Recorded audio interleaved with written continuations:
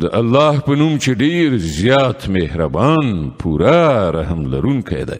ای هغو کسانو چې ایمان مو راوړی دی، که تاسې زما په لاره کې د جهاد کولو لپاره او زما د رضا د ګټلو په خاطر وطن پریښی او له کورونو څخه وتلی، نو زما او خپل دښمنان دوستان مه نیسئ.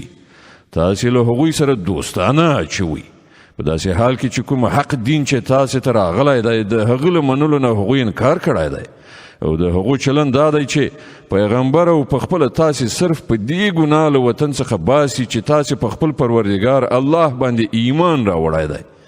تاسې په پټه هغوی ته دوستانه پیغامونه لیږئ په داسې حال کې چې څه چې تاسې په پټه کوئ او څه چې په ښکاره کوئ په هر څه زه پوهیږم.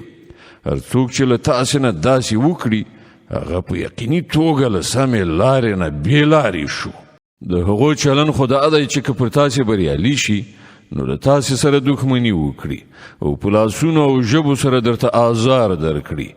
هغوی خو دا غواړي چې تاسې د هم په یو ډول کافر شئ. د قیامت په ورځ به نه ستاسې خپلوۍ څه په کار درشي، نه ستاسې اولادونه. په هغه ورځ به الله ستاسې ترمنځ بیلتون راولي او همغه ستاسې د عملونو لیدونکی دی. ستاسې لپاره په ابراهیم او د هغه په ملګرو کې یوه غوره نمونه ده چې هغوی خپل قوم ته په ډاګه وویل موږ له تاسې نه او ستاسې له دغو معبودانو څخه چې تاسې د خدای په ځای بندګي کوئ قطعي بېزار یو. موږ له تاسې نه منکر شوي یو او زموږ او تاسې ترمنځ د تل لپاره دښمني شوه او کینه ولوېدله تر څو پورې چې پر یوه الله ایمان رانه.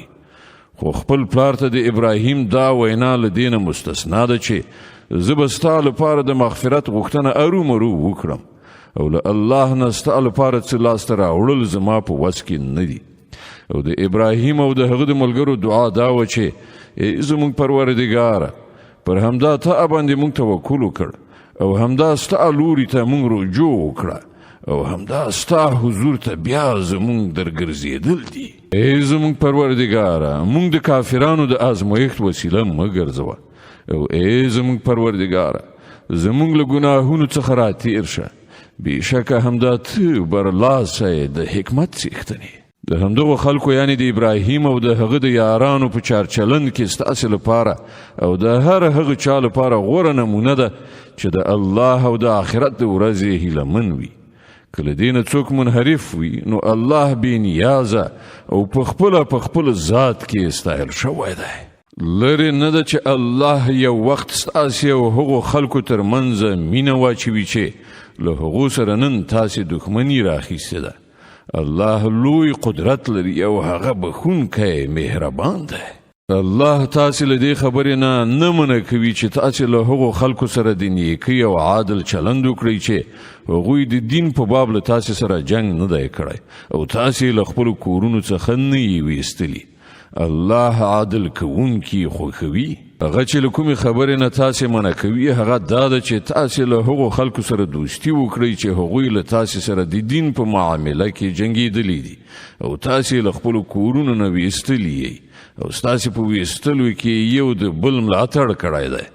له هغو سره چې کوم کسان دوستي وکړي همغوی ظالمان دي. ای مؤمنانو کله چې مؤمنې ښځې هجرت وکړي تاسې ته راشي نو د هغو د مسلمانۍ تحقیق وکړئ او د هغو د ایمان په حقیقت باندې الله ښه پوهیږي. بیا کله چې تاسې ته معلومه شي چې هغوی مؤمنې دي نو هغوی بیرته کافرانو ته مه لیږئ. نه هغوی د کافرانو لپاره روا دي او نه کافران د هغوی لپاره روا دي. د هغو کافرو میړونو چې کوم مهر هغو ته ورکړی وو هغه هغو ته بیرته ورکړئ او له هغو سره په نکاح کولو کې پر تاسې څه ګناه نشته کله چې تاسې د هغو مهر هغو ته ورکړئ او تاسې په خپله هم کافرې ښځې په خپله نکاح کې مه ساتئ. کوم مهر چې تاسې خپلو کافرو میرمنو ته ورکړی وو هغه تاسې بیرته وغواړئ او کوم مهر چې کافرانو خپلو میرمنو ته ورکړی وو هغوی دې هغه بیرته وغواړي. دا د الله حکم دی، هغه ستاسې ترمنځ فیصله کوي او الله پوه او د حکمت خاوند دی. او که ستاسې د کافرو میرمنو له مهرونو څخه یو څه تاسې ته له کافرانو څخه بیرته په لاس در نشي او بیا ستاسې وار راشي نو د کوم خلکو میرمنې چې هلته پاتې شوي دي هغو ته هغومره څه ورکړي چې د هغو له ورکړو مهرونو سره برابر وي او له هغه خدای نه ویریدونکي اوسئ چې پر هغه مو ایمان راوړی دی. ای پیغمبره، کله چې تا ته مؤمنې ښځې د بیعت کولو لپاره راشي او د دې خبرې وعده وکړي چې هغوی به له الله سره کوم شی نه شریکوي، غلا به نه کوي، زنا به نه کوي، خپل اولاد به نه وژني، د خپلو لاسونو پښو په وړاندې به کوم بهتان جوړ کړی نه راوړي، یعنی هغه ماشوم د خپل میړه ته نه منسوبوي چې په نامشروع توګه یې له بل چا څخه زیږولی وي، او په کوم معروف کار کې به ستا نافرماني نه کوي، له هغو نه بیعت واخله او د هغو په حق کې له الله نه مغفرت وغواړه. په یقیني ډول الله بخښونکی او رحم کوونکی دی.